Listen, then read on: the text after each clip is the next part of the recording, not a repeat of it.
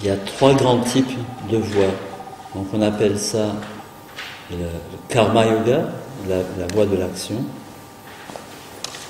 le bhakti yoga, la voie de l'affectivité, et jnana yoga, la voie de la pensée. Ces 3 grands domaines qui sont très différents, hein, les enseignements sont très différents. À côté de ça, il y a la voie de l'énergie, qui a été appelée Kundalini Yoga ou Hatha Yoga. Et puis, dans chacune, alors donc ça donne 4 types d'enseignements très très différents. Et puis il y a quelqu'un donc qui est venu couronner le tout et qui a dit il y a aussi un yoga royal qui a été appelé Raja Yoga, qui combine l'ensemble. Les 4. Et donc ça donne 5 grands types de yoga. Et dans cette voie de l'énergie, le nidra fait partie de la voie de l'énergie, fait partie du domaine de la kundalini, la voie de l'énergie. Et dans cette voie de l'énergie, comme dans la voie de la dévotion, la voie de l'action, il y a encore des sous-catégories, parce qu'il y a différents types de personnes. Et ça a donné peu à peu des enseignements qui se sont structurés.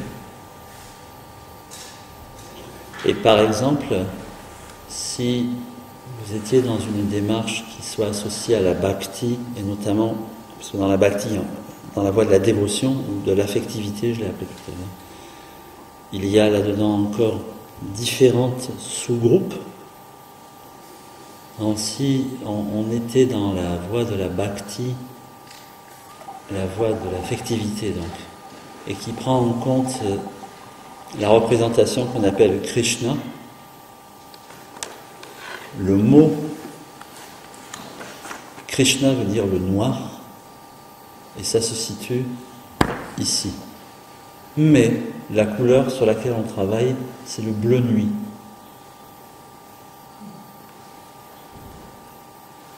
Et dans les textes, dans les enseignements, cette voie de l'affection, de l'affectivité, on appelle la bhakti, c'est souvent traduit par la voie de la dévotion dans les livres. Et qui est associé à Krishna, on est sur cette région-là, dans du bleu-vert. Hein? Bleu nuit ou bleu-vert? Alors il y a le bleu nuit, c'est-à-dire on représente ça comme... Il y a beaucoup d'iconographie avec Krishna, ça se passe souvent dans un ciel bleu nuit, bleu foncé, donc avant que la nuit arrive. Hein, et c'est associé à une émotion amoureuse. Alors ça c'est la voie Bhakti Krishnaïte qui prend le bleu nuit lorsque on est en adoration dans cette relation avec cette divinité Krishna. Il y a encore autre chose, c'est que dans la représentation, il y a aussi les amours entre Krishna et sa petite amie, enfin ses petites amies parce qu'il y en a beaucoup. Certains textes lui en donnent 64 000, pas sûr et un. Mais il y en a surtout une préférée, qui s'appelle Radha. Et alors, il y a aussi une façon d'envisager la bhakti dans la relation de couple.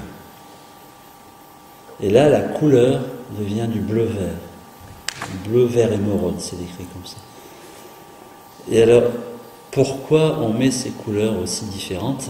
On va y venir, hein, je vais très lentement. Et là, dans ce que l'on fait, la couleur c'est le noir avec un fond rouge. Et alors pourquoi il y a ces différences de couleurs?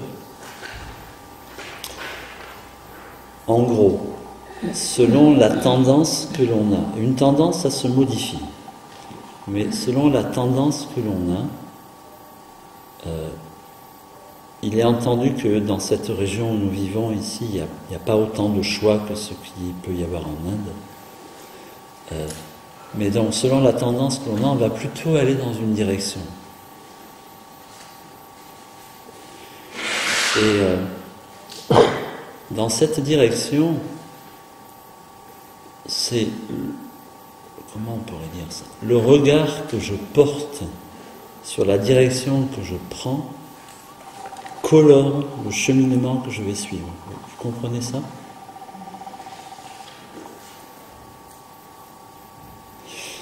Et ça va modifier mon état vibratoire, on peut dire comme ça. Est-ce que c'est clair ce que je vous raconte? C'est clair, mais je ne vois pas comment on passe au vert éloigné à cause de la voie qu'on suit. J'ai mal entendu? C'est clair ce que tu dis, mais ça n'explique pas comment ça spécifie une couleur précise. Oui, on y vient. J'y viens lentement. Et alors, quand on parle de couleur, c'est une erreur. Il n'y a pas de couleur. Quand on parle de son, c'est une erreur. Il n'y a pas de son. Quand on parle de saveur, c'est une erreur. Il n'y a pas de goût. Quand on parle d'odeur, enfin, etc. Quand on parle des différents touchés, c'est aussi une erreur. Il n'y a pas de contact. Ce qu'il existe, c'est un état vibratoire. Et c'est cet état vibratoire, lorsqu'il se manifeste avec les 5 sens, qui va donner des saveurs, des couleurs, des odeurs, des touchés. Et ce qui a été mis en avant, c'est que c'est un problème d'école, ça. Il y a des personnes qui, au bout d'un moment, se reconnaissent les unes les autres, et vont dans une direction commune, dans une voie qui est à peu près commune, même si elle est un peu particularisée. Et ça donne, comment on appelle ça? Un égrégore. Un groupe de personnes, d'accord, mais ça donne une ambiance énergétique générale.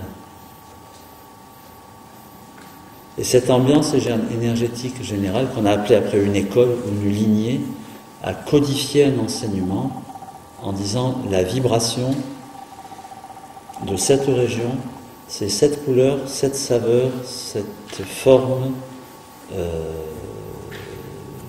ce son, mais ça n'a de valeur que dans cette école-là. Ça n'a pas de valeur absolue.